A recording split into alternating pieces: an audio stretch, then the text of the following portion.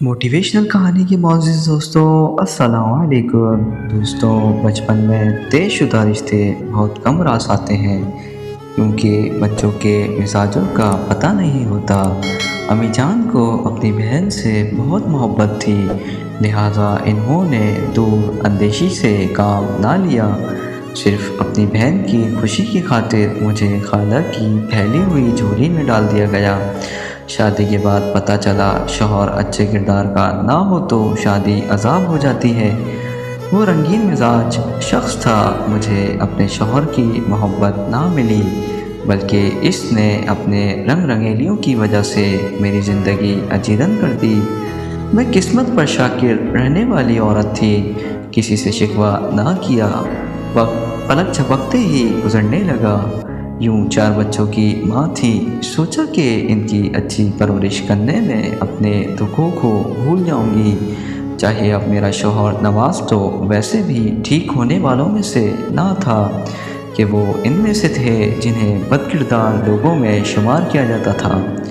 وقت کے ساتھ ساتھ بچے بڑے ہو رہے تھے مگر وہ اپنی اولاد سے لاپرواہ ہو رہے تھے اور میں اولاد کی نعمت سے مزید سرفراز ہوتی گئی، یہاں تک کہ میرے آنگن میں 4 بچے کھیلنے لگے۔ اب مجھے شوہر کے بارے میں سوچنے اور سمجھنے کی صلاحیت کم ہو گئی تھی اور میں ان کی طرف سے پوری طرح لاپرواہ ہو گئی تھی۔ یہ بچے ہی میری آنکھوں کا نور اور دل کا سرور تھے۔ میں نے ساری توجہ ان کی پرورش پر لگا دی، یہ فکر چھوڑ دی کہ کب میرے گھر کا سربراہ گھر سے جاتا ہے اور کب واپس آتا ہے۔ بچے زیادہ ہو گئے مگر نواز نے خرچے میں اضافہ نہ کیا، خرچہ کم پڑنے لگا۔ جو تو گزارا کرتی تھی مگر ان سے لڑتی جھگڑتی اس وجہ سے نہ تھی کہ اس لڑائی جھگڑے کا میرے بچوں پر برا اثر پڑے گا۔ جو مرد گھر میں دلچسپی نہیں رکھتے اور باہر اپنی خوشیاں تلاش کرتے ہیں، بالآخر ان پر برے دن آ جاتے ہیں۔ مجھ پر بھی وہ برا دن آ گیا جب مجھے خبر ملی نواز نے دوسری شادی ایک طوائف سے کر لی ہے۔ یہ اطلاع میرے لیے موت کی خبر جیسی تھی کیونکہ میں جانتی تھی کہ اب مجھے اکیلے ہی ان بچوں کو پالنا پوسنا ہوگا۔ میرا اندیشہ درست نکلا۔ دوسری شادی کرنے کے بعد نواز گھر کا راستہ بھول گیا۔ اس نے ایک نیا گھر جو بسا لیا تھا، رفتہ رفتہ اس نے خرچہ دینا بھی بند کر دیا۔ میں نے لوگوں کے گھروں سے کپڑے لا کر سینے شروع کر دیے، مزدوری تلاش کرتی، سردیوں میں رضائیاں سلائی کرتی، گرمیوں میں کچھ اور چھوٹے موٹے کام ڈھونڈ کر کھانا ایک وقت پکاتی، ایک وقت ہم چنے پانی میں ابال کر کھا کر سو جاتے۔ ایسے کانٹوں بھرے دن بسر کر کے میں نے بچوں کو پالا، کسی کے آگے ہاتھ نہیں پھیلاتی، کھانا کم کھاتی، بچوں سے کہتی بھوک نہیں ہے۔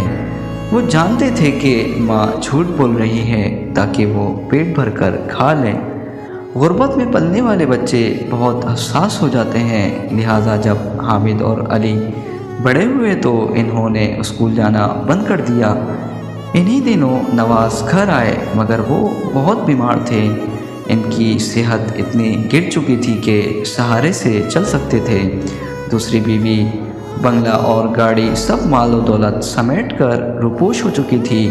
وہ انہیں اس حال میں پہنچا کر اپنا ناتا پوری طرح توڑ چکی تھی۔ جب کوئی خیال رکھنے والا نہ ملا تو ہم سب کی ان کو یاد آ گئی اور وہ اس طرح سے پلٹ کر گھر آ گئے اور گھر آتے ہی بستر پر پڑ گئے۔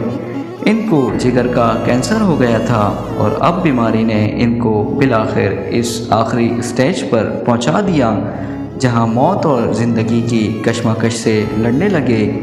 میرے پاس پیسے کہاں سے تھے کہ ان کا علاج کرا سکتی؟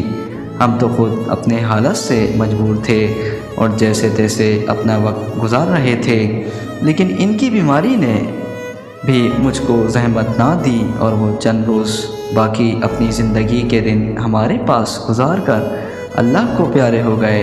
میرے بچوں نے شاید باپ کا آخری دیدار کرنا تھا سو کر لیا۔ میرے چچا زاد بھائی کی شہر میں ورکشاپ تھی، میرے بچوں نے وہاں جانا شروع کر دیا تاکہ کام سیکھ لیں اور 4 پیسے بھی کما کر گھر لا سکیں۔ جب انہوں نے پوری طرح کام سیکھ لیا تو ان کو روز کی اجرت بھی ملنے لگی اور یوں گھر کا گزارا چلنے لگا۔ ان دنوں میں بیمار رہنے لگی تھی، زیادہ محنت نہیں کر سکتی تھی۔